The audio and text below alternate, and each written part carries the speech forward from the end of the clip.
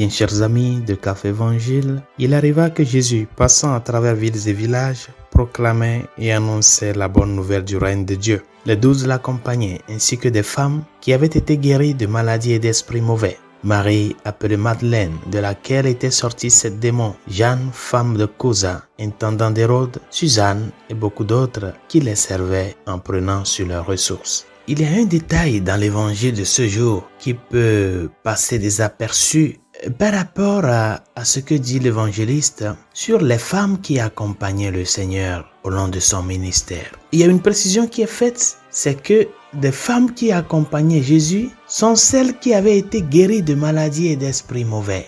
C'est-à-dire des gens qui à un moment donné de l'histoire de leur vie ont vu l'action de Dieu. Ce Dieu-là qui s'est accroupi jusqu'à leur niveau pour pouvoir les relever en les guérissant des maux dont elles souffraient. Ce sont des personnes qui, devant l'action de Dieu dans leur vie, ont pris sur eux le devoir de manifester leur gratitude à lui. Et ce détail est très important, c'est pour cela d'ailleurs que l'évangéliste le mentionne, que ces femmes-là qui suivaient Jésus sont certaines qui avaient été guéries de maladies et d'esprits mauvais. Et après avoir reçu la grâce de Dieu, ils se sont mis au service de Dieu pour lui rendre grâce. C'est ça une vie épanouie, une vie accomplie. Quand cette vie parvient à reconnaître l'action de Dieu et se met au service du même Dieu. Ils sont devenus des disciples du Maître, sont devenus des messagers des bienfaits de Dieu dans leur vie. Aujourd'hui, il y a des gens qui, quand ils sont dans les situations les plus difficiles, il n'y a pas de jour qu'ils ne sont pas devant le Seigneur. Mais du moment où le Seigneur les fait grâce, ils disparaissent.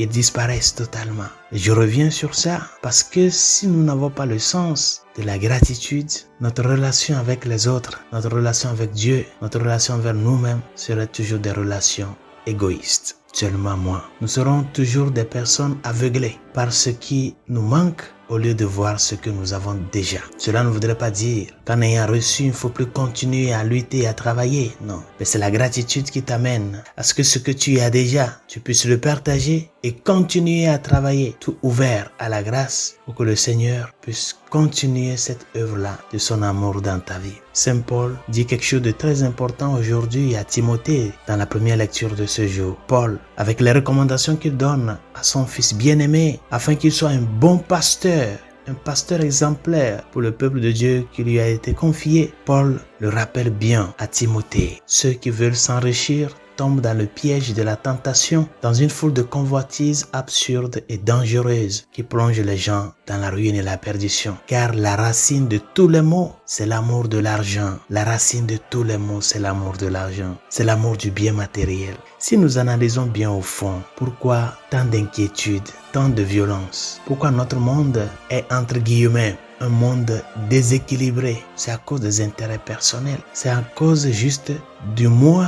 C'est la racine de tous les maux. Et Paul continue à le dire, mais toi, homme de Dieu, fuis tout cela. Recherche la justice, la piété, la foi, la charité, la persévérance et la douceur. À tout un chacun de nous, chers amis, Saint Paul renouvelle cette recommandation. Comme le Seigneur lui-même le dit, vous ne pouvez pas servir 2 maîtres à la fois. Ou soit vous aimerez l'un et vous haïrez l'autre. Que ta foi ne sombre pas pour ce qui te manque, mais plutôt qu'elle soit la lumière qui, se fondant sur la reconnaissance de ce que tu as déjà, t'amène à te propulser vers l'avant, toujours avec le Christ, saisi de par sa main pour continuer à lutter pour que lui et lui seul soit le premier dans ta vie. Bonne journée, Dieu vous bénisse.